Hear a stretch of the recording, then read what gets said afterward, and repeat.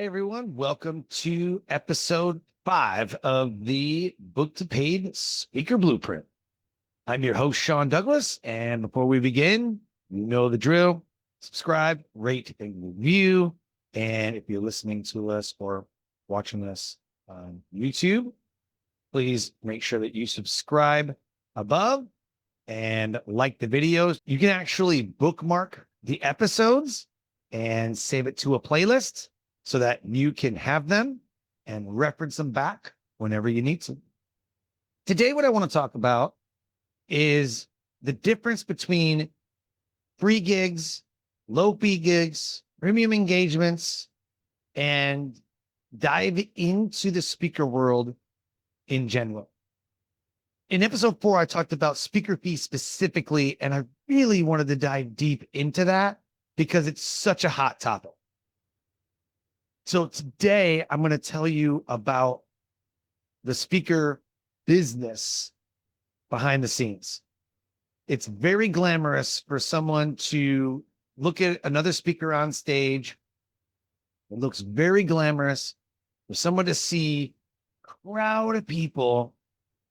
You don't know that person was even compensated. You don't know if they paid for that stage or if they were free. So let me break this down. In the speaker world, in the events world, there are speak to sell, pay to play, or there's a free in there that kind of doesn't fit in with all those other ones, or there is paid to speak. I only deal with paid to speak events. I don't want to speak to sell, and I don't want to pay to play. So I'm going to break these down deep, and then you get to decide what kind of speaker you are. So let's go with the free gigs. Free gigs would be something like at a library, you speak in a charity, you're speaking locally, you're putting on your own event. A free gig is not somewhere I want to go to fly to Dallas or California or Las Vegas or somewhere. I don't want to fly and spend $1,000 in expenses to go speak for free. If it's local, I get to make the decision. Now, if I'm speaking to, let's say, an association and they just don't have a budget, but there's a bunch of people in the room that could book me, that's for me when free makes sense. But I'm probably not going to travel hours and hours away for something that isn't going to compensate me, because as a business owner, I got to make really good financial decisions. That's just not a good financial decision for me. Now, what a lot of event players say, oh, but it's good exposure. It's really good exposure. And so everybody laughs and makes the joke, but I'm serious. If you have bills to pay, exposure is not going to do it. Now, if you want to get in online articles and be on podcasts and things, low fee, maybe maybe you got to pay $40 a month for Podmatch. Talk to Alex Sanfilippo. He'll tell you exactly what to do for Podmatch. If you want to get on podcastguest.com and go be on a podcast somewhere, great, go do that. But speaking for exposure, most of the time doesn't work out, doesn't pay the bills. It's only good for the event fund. So there's kind of the free world. Then you have the speak to sell. These are free events, whether virtually, a lot of them are virtual. You get to make an offer at the end. In person, there'll be somebody in the back of the room. Go ahead and give me your credit card, or there's a free event. It's a speak to sell. So I get 30 minutes. And at the end of my talk, it's like, go ahead and scan this QR code behind me, and I got a free gift for you. That free gift gets you onto someone's mailing list on their email. The speak to sell is difficult if you don't know how to sell things. Now, there are some speakers that swear by it. And here's what they said. You can make a ton of money as a platform speaker, or you can make way more speaking to sell than you can as a paid speaker. Two things are true. One, sure, you could. And two, They haven't figured out how to be paid as a speaker. And so they're selling into their programs, products, and services to make money. What's also true is you never, ever will hear someone go, oh man, the speak to sell world, the audience receives so much value. I give so much value inside of my talk. Actually hear them say is you can make so much money. So that tells me what their focus is on. They're not a speaker to give value. They're a speaker to make money. They're a business speaker first. The whole point of speaking to sell is to speak to an audience already in the room who already wants to buy, and you sell them on your program, product, or service. It could be a $7 guide, a $47 guide, a $9,000 program. It's all about running to the back of the room and the NLP and the pitch fest. And every speaker there has a guide, an email list, QR code, a program, product, service, something that they're trying to sell people into. You may buy that $7 guide, but now you're in the email sequence and now you're in their funnel. It's all a business. I don't like it. The other one is pay to play. You're going to pay $5,000 to speak on stage for 30 minutes, could be an hour, usually around 35, maybe 40 minutes. You get to make a high ticket offer at the end. Your goal is to make back that $5,000 that you spent. I was at an event and someone paid $15,000 to speak on stage. Then once they make back the $15,000, they then rev split 50-50 with the event planner past the $15K. So essentially, if you made $20,000 at the event, you get your $15K back, and then you have to split the remaining $5,000. So really, you only made $2,500 at the event. Your goal is to always get the money back. I've paid $5,000 to speak and made nothing. And I've paid $5,000 to speak and I made $30K. I don't really like that type of speaking either. I do have things to sell, like my $47 no BS, no fluff guide to get booked to speak, which will be in the show notes. My $27 guide, no BS, no fluff guide to podcast marketing. I also have the book to paid speaker blueprint. I work one-on-one with you for 6 months to build you the speaker business. Those are my offers. It doesn't mean I want to go on stage and pay $5,000 to go pay to play. That's not really what I want to do. If you want to coach clients, speaking is a great way to get new clients. You either speak for free and you get to make an offer at the end. Maybe it's a soft offer. Maybe it's a $7 guide, a $27, a $47. Sometimes they'll say make a $97 easy yes offer. And then maybe like 10 people from the audience pay for it and it's $97. That's kind of normal. The pay to play, that's the $2,500, $5,000, $10,000 you pay to speak, and you get to make the high ticket offer. There's a lot of those events. If you look on Facebook in certain speaker groups, they'll say, we're looking for speakers for our event. My very first question that I always ask, are you paying the speakers? They'll say, no, they pay us to speak. I don't want to pay to play. That's not my way of doing business as a speaker. I am a paid speaker. I do not speak for free unless it's like a virtual event and I really want to. I get to make that decision. If you're stuck in the free speaking, if you're stuck in the pay to play speaking, it's one of two reasons. One, you've been doing it, so you're attracting those roles. Or two, you look like a pay to play speaker. You look like a free speaker. So you got a lot of marketing and a lot of positioning to work on. And that's what I work with speakers on, is their marketplace positioning on how they can become a paid speaker.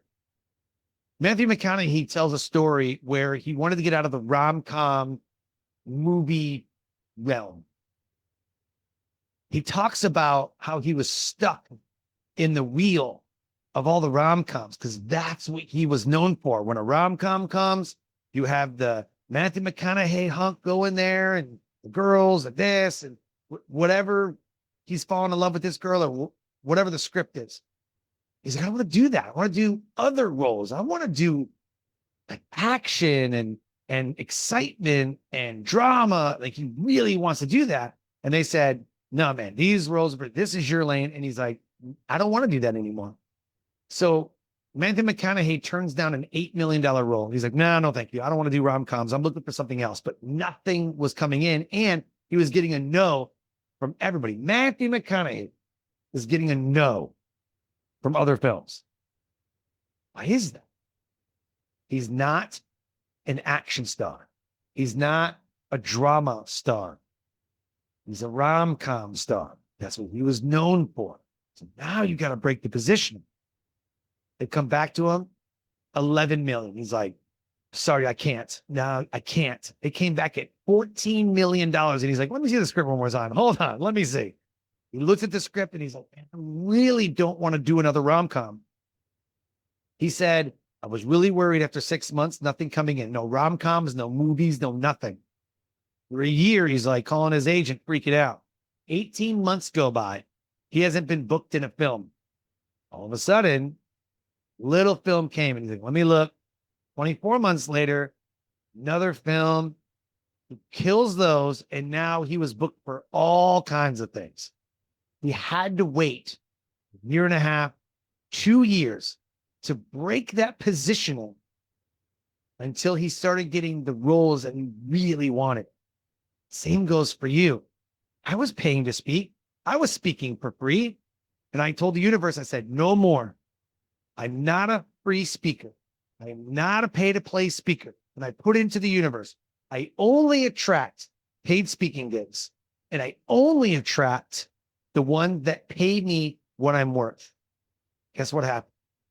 6 months, 8 months, little gig comes in, another one, and another one. We'll stop attracting the pay-to-plays, the pitch fests, the free speaking for exposure. I could do that on podcast 50, 60 times a year. This is what happens. You position yourself as a paid speaker, you attract the paid speaking opportunities. So the difference between a free gig, a low fee gig, and those premium ones that you really want could be the association that puts it on, the event planner that puts it on, or it could be a company. If you're speaking at an annual leadership conference, that keynote is probably paid. The breakout session speakers are never paid. Keynote is. If you want to be a paid speaker, you have to decide where that fee is coming from. Are you going to speak for free in hopes that you're going to get paid? Are you going to pay $5,000 or $10,000 to then sell people into your coaching program? Because that's really what you're doing, is you're using speaking as a marketing tool to get those clients. And there's nothing wrong with that. But if you've ever been to one of those, run to the back of the room right now, sign up and give your information. The downside of those, 18% chargebacks, people quitting the program. You become a therapist instead of a coach. And that's not something that I'm really interested in. I want to work with people who are ready to get started, and we can work through some mental blocks and emotional baggage that you may have. We got to break some negative thinking sometimes. That kind of built into the program. But I just don't want to work with someone who has a lot of excuses. I don't want to work with someone who isn't ready. And so I'm going to these events and I'm watching people run to the back of the room and I'm like, what did you pay for? And they're like, I don't know, but it felt really good. And then later on at dinner, they're like, I don't know what I paid for. I paid like $7,000. Like, I don't even know what I get for that. And then they start having buyer's remorse. I don't want that. That's what happens when you're NLPing someone into a program and not qualifying your buyers. That's one of the downfalls of having a pay-to-play, a pitch fest, and I don't want to be a part of that energy. I want companies to hire me to go into an event, to do what I do best, to do what I love, get a fee, and build a relationship on what else can I do for that company. Not just collect a check and go on to the next. That's not fun for me. I want to build relationships with these companies. I want to build relationships with the event planners that are hiring me to come in and do a job. I don't want it to be a one and done. And so as a paid speaker, I've taken that on and I said, what else can I offer them? Not only as a paid speaker, but event aftercare. What also could I offer them in lieu of a fee? Sometimes it's like, hey, I'll do your keynote and I'll do a breakout. And they got a low fee, let's say $2,500. What other people can you introduce me to that could hire me to speak? Can you introduce me to 3 people that would hire me to speak at their event? They're like, absolutely, I got it. So I'll take a lower fee because I know that those other 3 people that they're going to introduce me to, that word of mouth holds a lot more weight than me pitching something on a pitch fest where people are in a room and they're like, there's nothing of substance here. It's just a bad webinar, but live in person. And they do that. Like, look at my testimonials and look at our clients who do all these cool things and look at what we were able to do. And they're just selling and selling and selling. It's not inspiring. I choose the paid speaker lane.